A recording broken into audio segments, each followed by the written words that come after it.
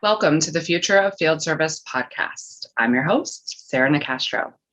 I was thinking before I got on to record this that I often dive right into these episodes without thinking about the fact that while some of you join on an ongoing basis, we do have new folks that join us each time. So let me just take a quick pause and kind of explain what I'm going to talk about today. So this episode is going to be a bit of a recap of the Future of Field Service live tour London, which was yesterday. Well, I'm recording this Friday. This will air next week. So it was last week for you all.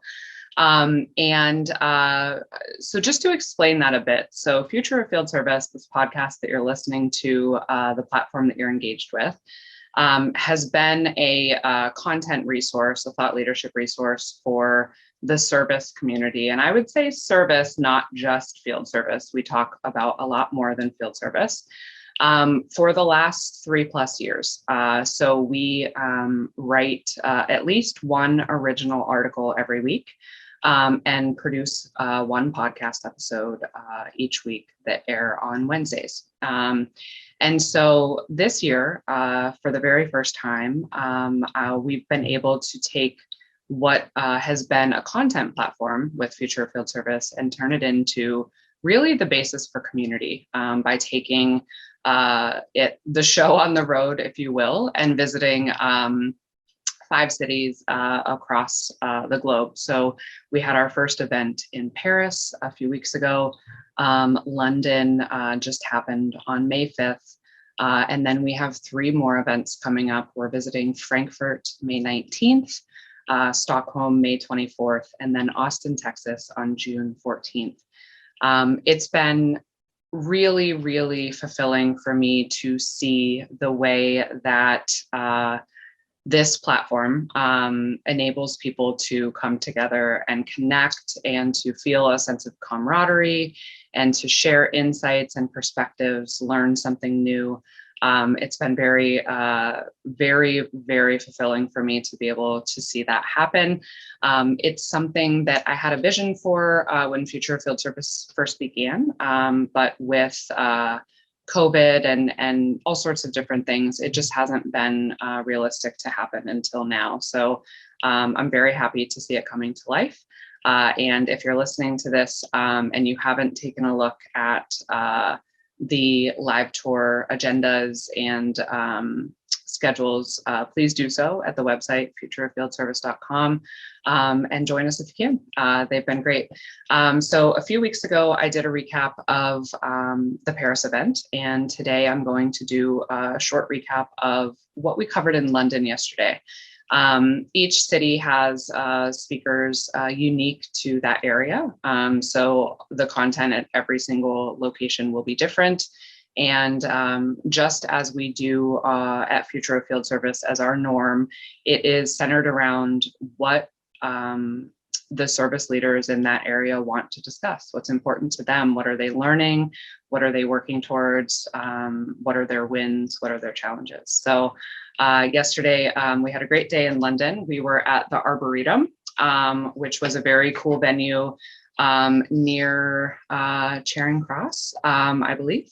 So we had a great lineup. So I'm just going to walk you through a couple of key themes, takeaways, and hopefully we'll have an opportunity to do more of a deep dive on some of the content as we go along. So the first session yesterday was with Tim Baines, who is the head of the Advanced Services Group at Aston Business School. Tim is someone who I met for the first time in person in London, but have talked to many times and appreciate his passion for the topic of servitization, as well as the wonderful insights that he collects and shares with the world. So Tim talked about servitization and how servitization is something that is not only applicable to those in manufacturing, but how it is really a mindset, a journey of organizations that are looking to provide an outcome versus a product or a service. So ultimately shifting our thinking around what value we can provide on a ongoing and often as a service basis that our customers will be willing to pay for. He also talked about the 4 phases that organizations go through as they are on the servitization journey. So the Advanced Services Group works with a lot of companies that are in this process, and they take a lot of those learnings and findings and sort of create tools and resources that organizations can use, not necessarily to use as a blueprint, because I don't think such a thing exists, but to sort of get a sense of what to expect and what organizations typically go through. So that was great. And then immediately following Tim's session, we actually welcomed James Galloway of Baxi Heating in the UK, as well as Ian McKechnie, who is also from the Advanced Services Group. So Baxi is one of the organizations that the Advanced Services Group has worked with directly on their servitization journey. And Baxi is in the process of introducing heat as a service here in the UK. We had an interesting conversation about where they're at on that journey. I believe James said that he would place them in sort of between the second and third phases that Tim covered of what that journey often looks like. And so they are, in the thick of it, if you will, and definitely learning a lot, experiencing a lot, testing, trialing, and engaging with their customers. So we talked a lot about some of the shifting in thinking that's necessary, some of the change management that's necessary, and really just the way that it changes the entire value proposition for the customer, which requires a lot of adjustment within the organization in thinking and process, et cetera. So it was really interesting. One of the reasons that Baxi is on this journey is because a lot of the regulatory changes that are happening here related to, becoming more carbon friendly and sustainable will make Baxi's traditional business at some point impossible. So they need to shift how they're providing heat away from gas over time. And so that is part of the catalyst for their evolution. And Ian spoke a bit about how sustainability is impacting a lot of companies' interest in servitizing, and some of the ways that servitization creates more sustainability sort of naturally, if you will, some of the things about it that lend themselves well to becoming more sustainable, both from a customer perspective and the organization that is providing the service. So that was really interesting. We then welcomed Mike Gosling from Cubic Transportation, who spoke about their journey to outcomes-based service. So Cubic Transportation provides manufacturers services and provides all of the equipment that you would use to buy tickets and get on and off of public transport here in London, as well as other cities across the world. So Transport for London is Cubic's customer here in London, who I guess most notably owns and runs all of the tube, so all of the public transport here. And what happened with Cubic is interesting. So in the first few conversations, we were talking about some of the drivers of the journey to outcomes. And for Cubic, that driver was essentially Transport for London coming to them and demanding that Cubic shift its model from break fix to guaranteeing uptime. Luckily, Cubic had already been on a digital transformation journey that made that demand possible. So Mike spoke about sort of, what that shift required. What's interesting is that I would say generally it's two major things. One of those is that they rely heavily on automation. He's said before that there's really no way to scale up manpower to be able to deliver outcomes. So they are relying on IFS, planning and scheduling optimization, which is an AI-based dynamic scheduling tool that they have had great success with in automating a lot of the outcomes process to make it possible. And they've actually grown since moving to outcomes without having to hire additional technicians.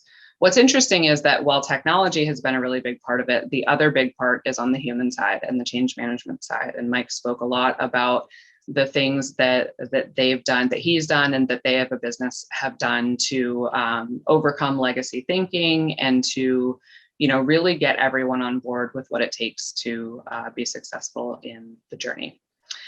We also had Neil Taplin, who was with Genius Sports, join us.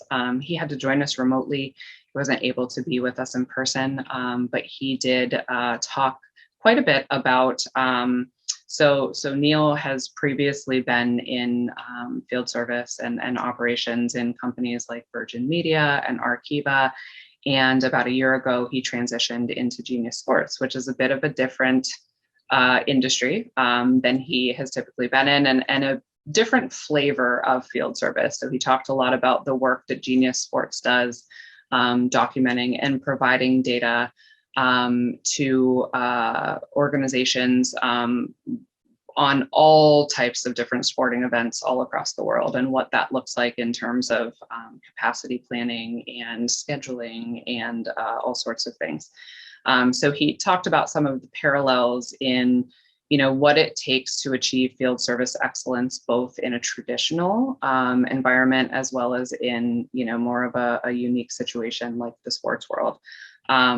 Certainly, again, the tech-human balance was a theme, and the power of data and all of the opportunities that exist around using data, both internally, externally, as a value proposition.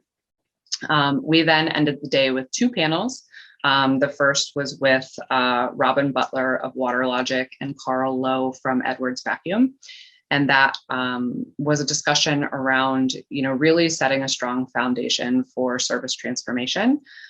They both have experience in multiple organizations leading transformation journeys in service, and they themselves have some different and unique perspectives on what that looks like in different businesses. So I asked them at the end, what their biggest takeaway would be, what their biggest piece of advice would be. Robin shared a story about how at one of his previous organizations, he took a very hands-off approach to the technology selection. He felt that he could rely on IT to handle that part. And so he really delegated that and later regretted it. So it doesn't mean that you need to micromanage that, but certainly that partnership between the business and IT is very important. And Carl, who at one point early in his career was a technician himself, talked about the importance of always remembering to think of and listen to the frontline technician perspective, which is super important.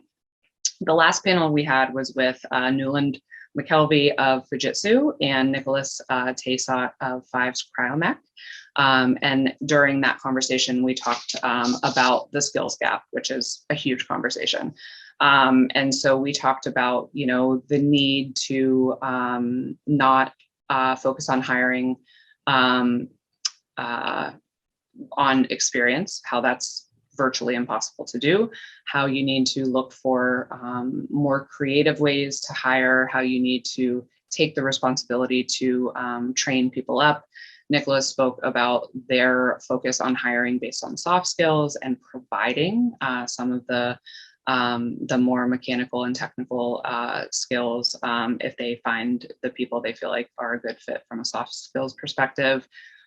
We talked a lot about different ways, both for them and then with participants in the audience, of how people are focused on increasing diversity in their field force.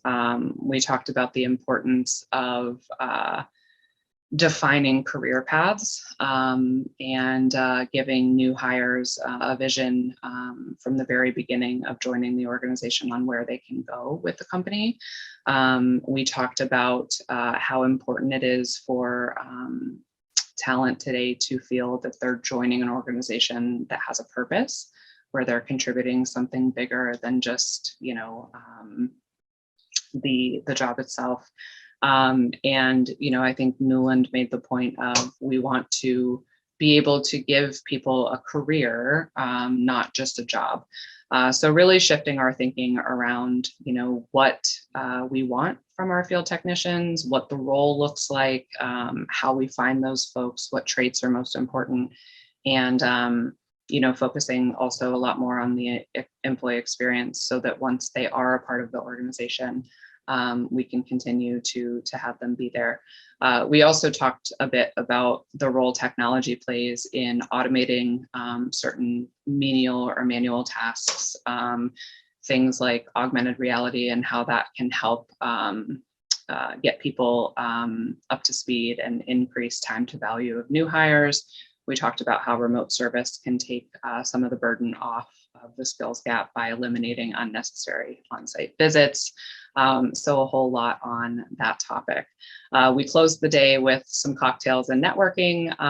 Got a lot of good feedback on how happy people were to be in person, to be having these conversations, and to have the opportunity to get together. So it was a great day.